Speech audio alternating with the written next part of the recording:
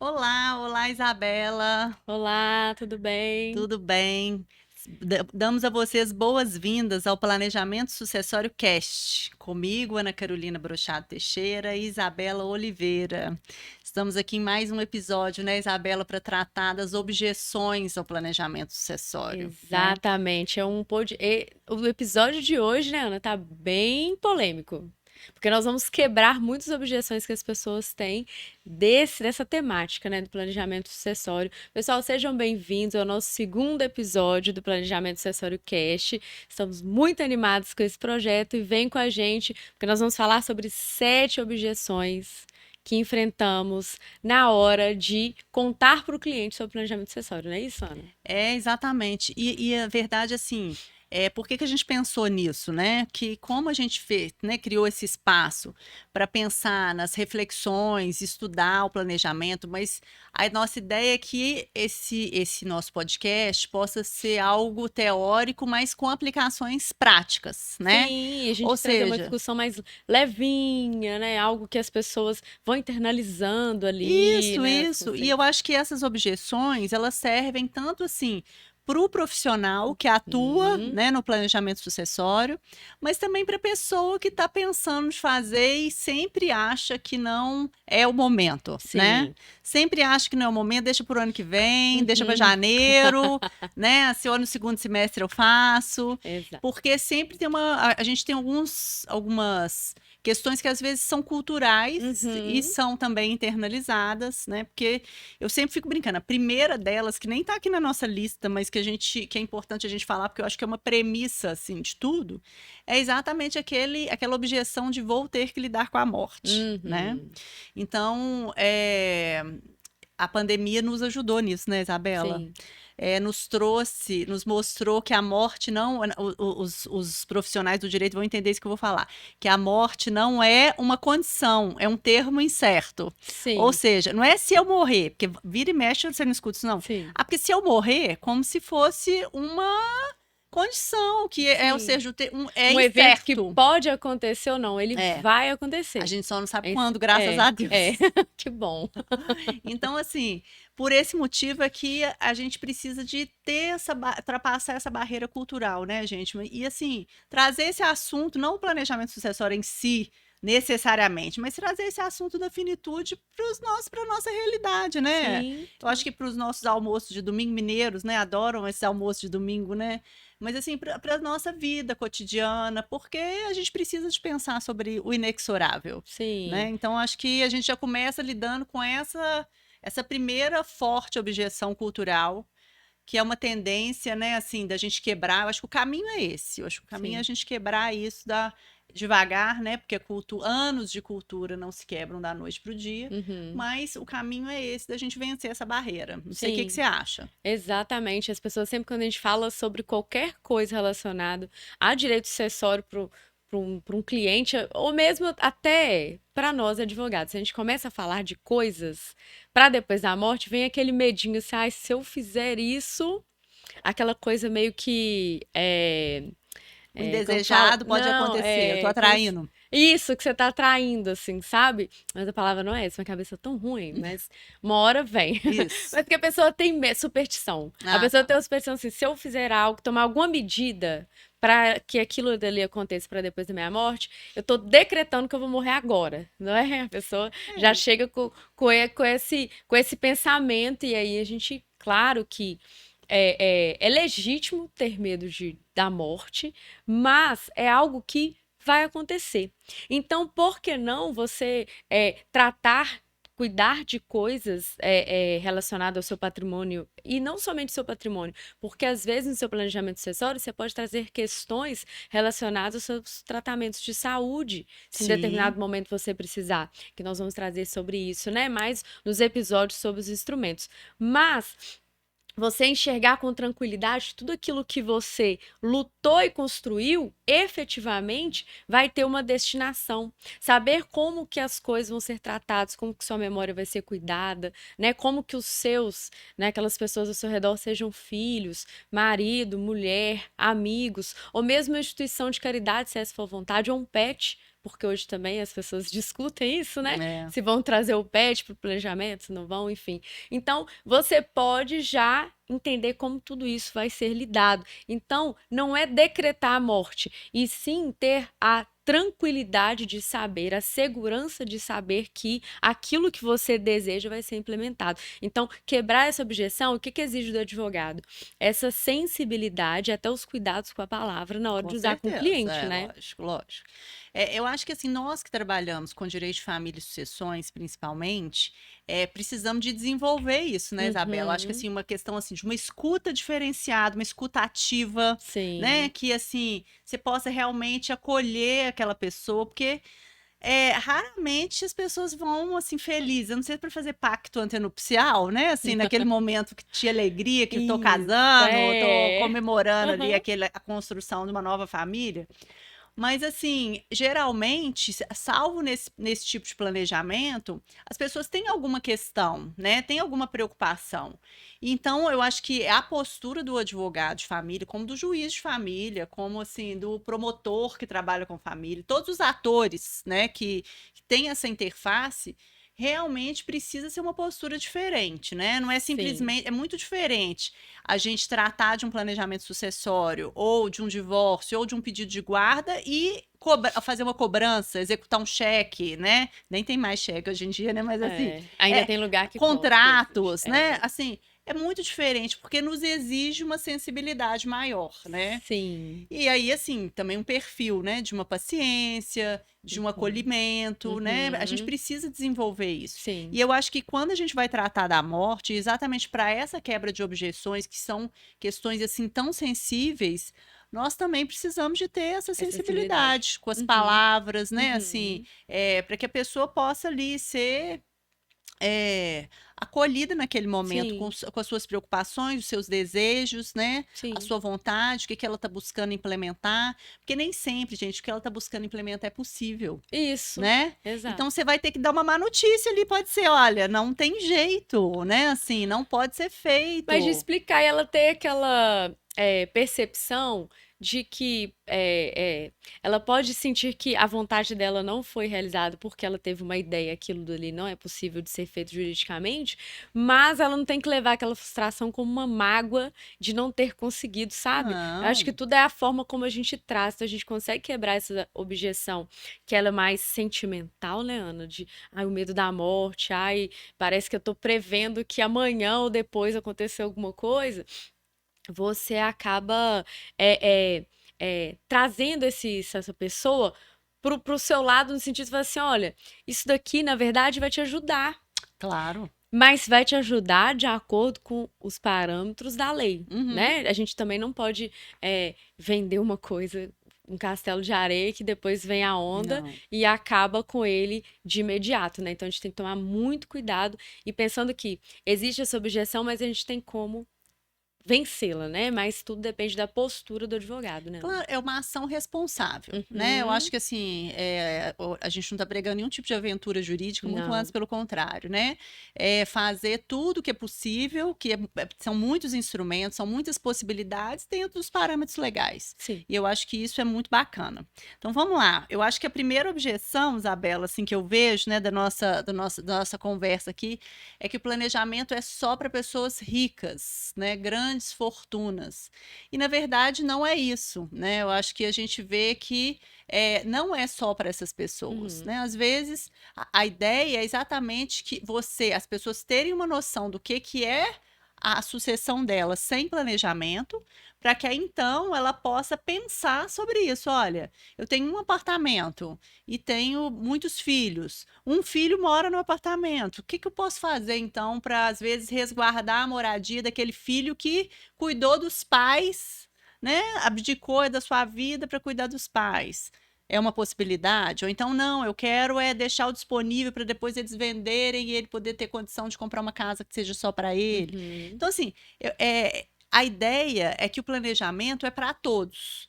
Na medida em que é para todos que gostariam de modificar o que a sucessão legítima traz para a totalidade do seu patrimônio, né? Sim. Então, eu acho que isso é um grande tabu, né? Assim, ou seja, não é só por aí, não é necessariamente para pessoas que são ricas, para grandes fortunas. E eu acho que o planejamento ele é para todos que tenham um patrimônio, Sim, ele vai né? além de focar em um patrimônio vultuoso. Até porque, primeiro, isso é subjetivo, Uhum, né? Se a pessoa tem um patrimônio de 1 milhão, de 2, de 100 mil, tudo é relativo.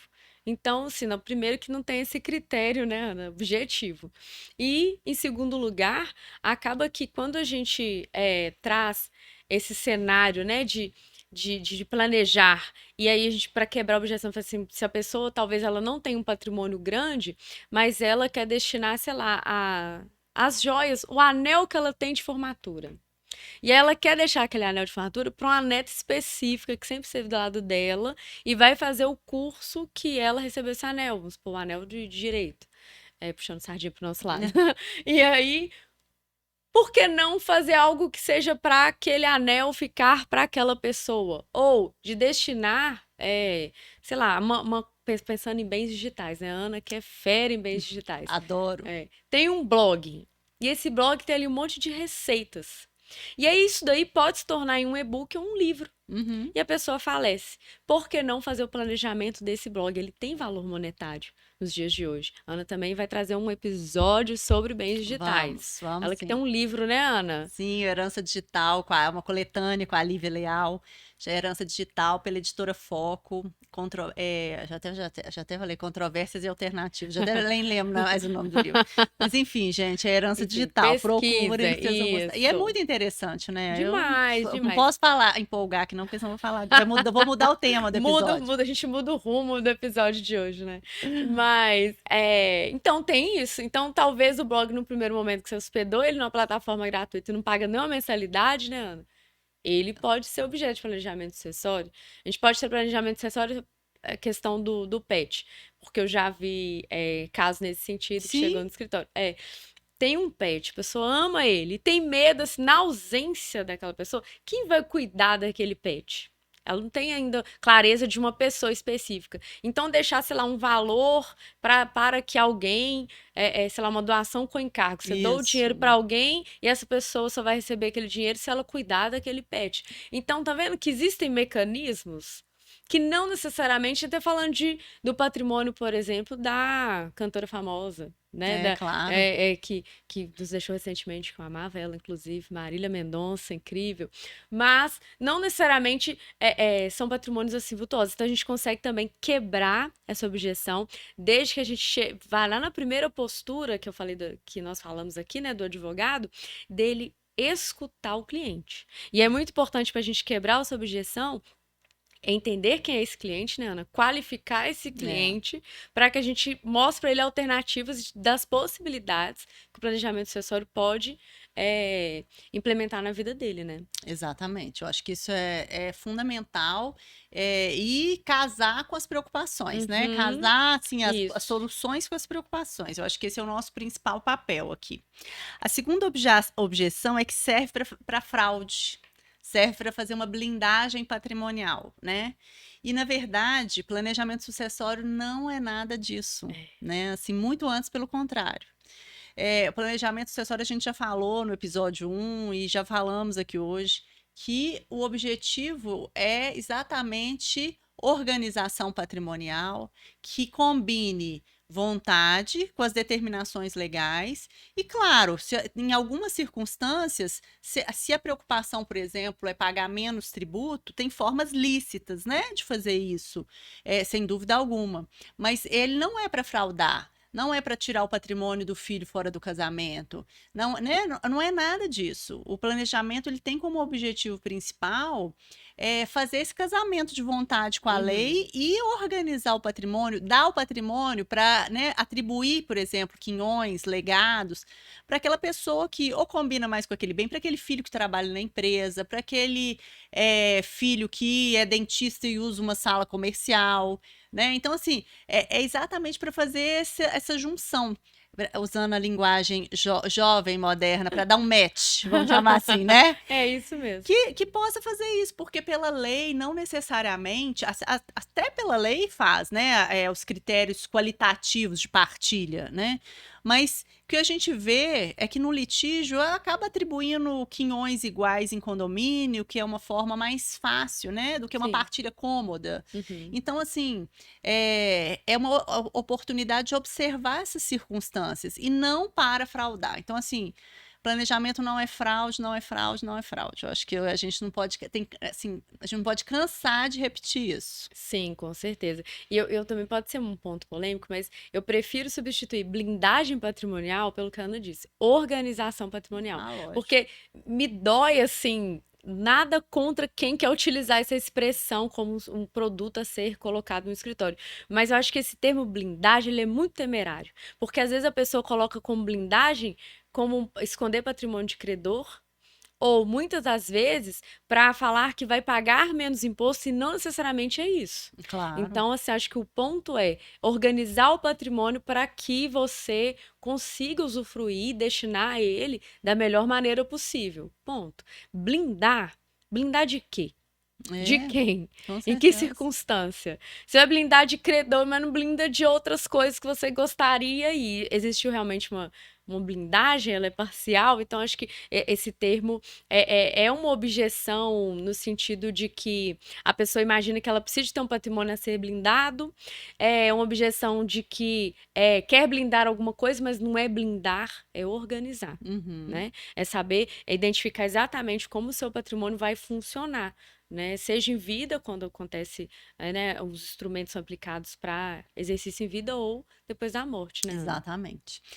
E assim, outra coisa que a gente tem que pensar é que as pessoas, uma terceira objeção, que as pessoas chegam às vezes para a gente e falam assim, ó, eu quero fazer um testamento. Agora tá na moda holding, né? Uhum. E aí as pessoas acham que planejamento sucessório é holding. E pronto. Pronto, né? Até muitas vezes você mostrar que tem que fazer um monte de conta, vantagens e desvantagens, planilhar os riscos, os custos, porque pode ser, né? Uhum. Nós não estamos falando assim que não é. Isso. Mas é que não é só holding, né? Não é só o testamento, não é só uma doação. Não é uma solução mágica, porque as pessoas Não. vendem assim, criei a holding, pronto. Tá resolvido todos os Eu problemas. já fiz todo o meu planejamento sucessório, de vida, matrimonial, tá tudo ali. E não necessariamente é isso, né? Tudo Exatamente. depende. Depende de quem? De quem tá criando essa holding, quem vai integrar essa holding, qual que é o patrimônio que vai constituir, né, o capital social dessa holding. Não é isso? E também assim, às vezes a pessoa fala, não, mas meu amigo fez, foi ótimo. Eu falei, para ele pode ser, né? Não, e assim, pode ser que realmente para aquela pessoa que busca, né, com uma pré-compreensão, possa ser mesmo uma solução. Mas é que eu acho que assim, não existe uma fórmula que se aplique a todas as pessoas, né? Às vezes o patrimônio pode ser parecido com o do amigo e possa ser uma ótima solução, mas às vezes a família tem algumas peculiaridades que não vão ser totalmente adequadas àquela holding ou aquela doação, né? Então, assim, é sempre um refletir, né?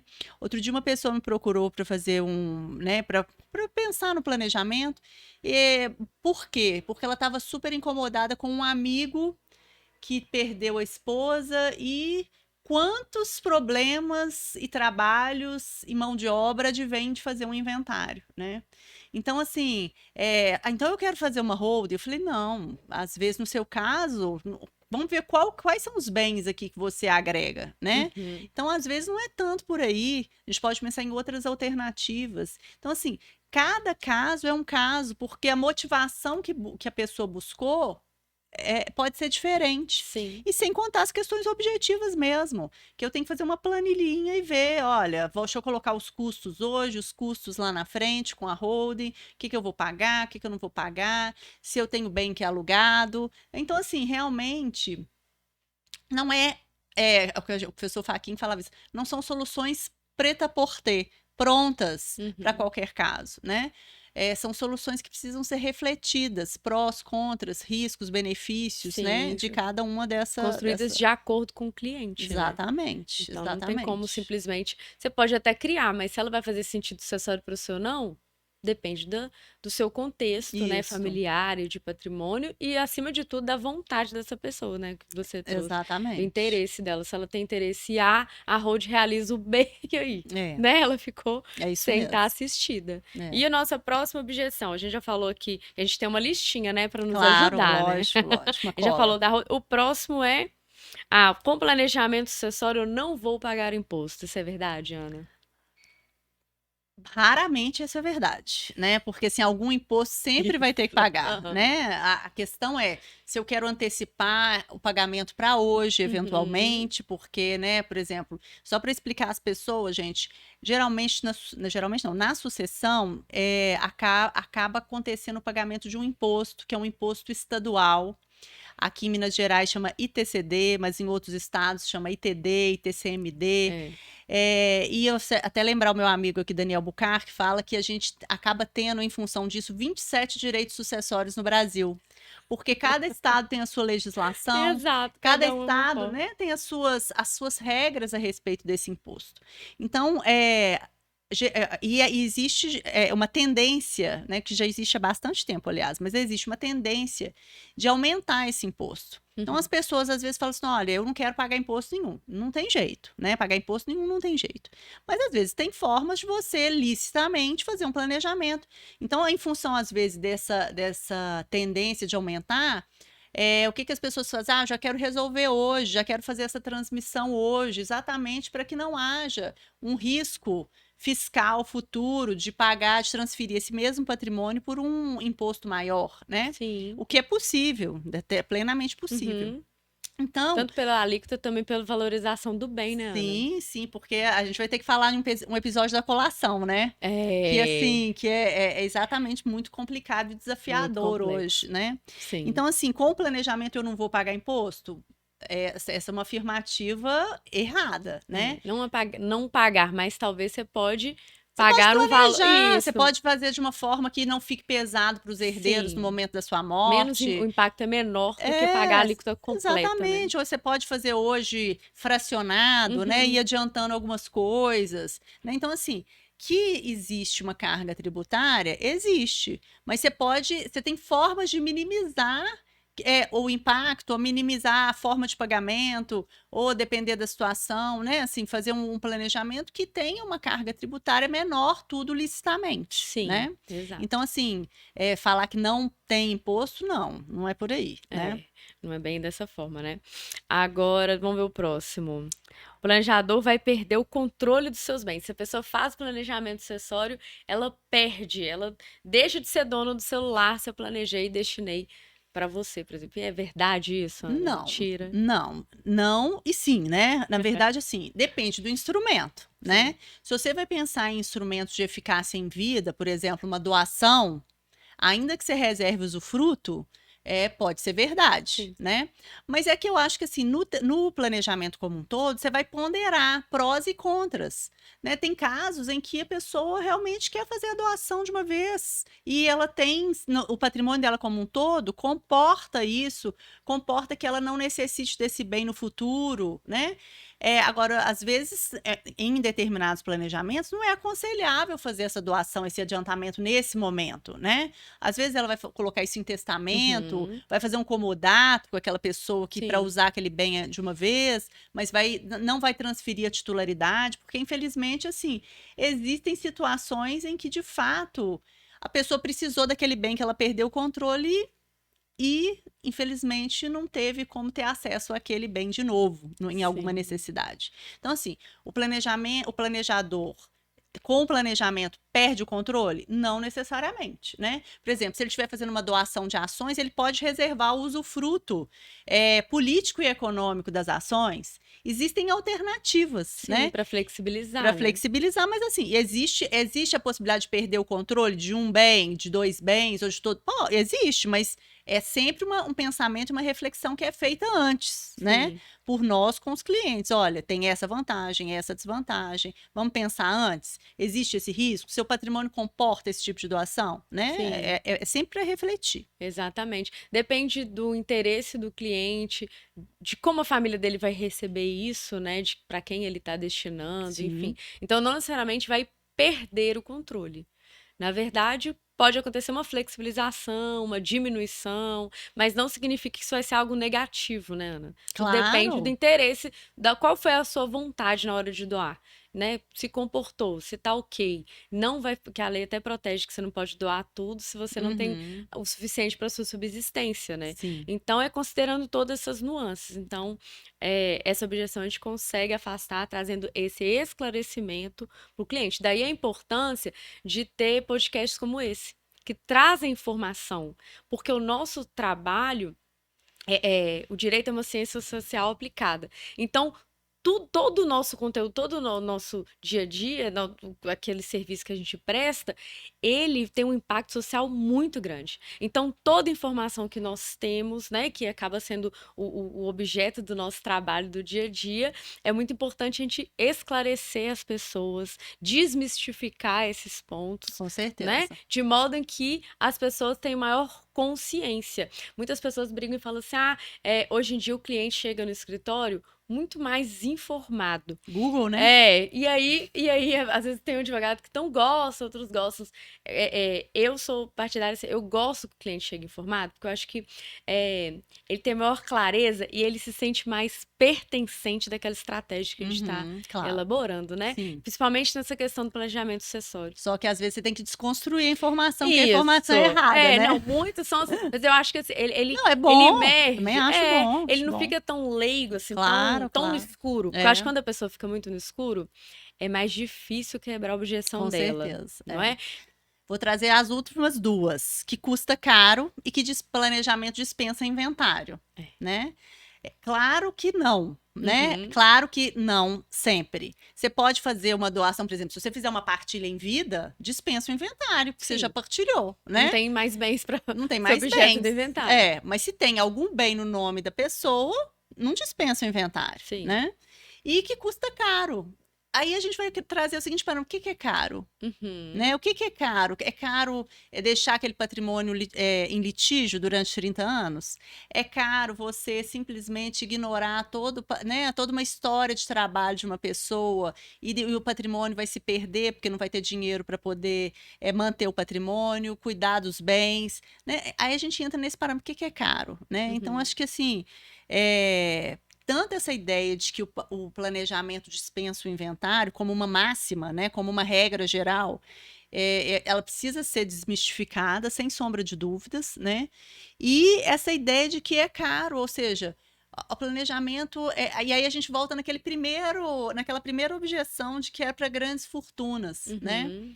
E não é assim, porque depende muito, né? Depende do que você vai fazer, de qual que é o instrumento ou os instrumentos que o planejador vai eleger, né, como um instrumento ali ideal para aquela Sim. costura, né? Eu falo que o planejamento ele é igual uma costureira, né? Que ele vai fazendo na medida da necessidade do cliente, Exato, vai né? ajustando Vai ali, né? ajustando. Exato, vai entendendo qual que é o tipo de tecido que é o instrumento, né? O que que a gente, qual que é a modelagem. Então tudo depende. E muitas das vezes, dentro do planejamento acessório, que a gente utiliza às vezes mais de um instrumento, não significa que todos vão ser feitos no mesmo momento, né? Claro Então, que às não. vezes a pessoa, ela vai ter um custo escalonado.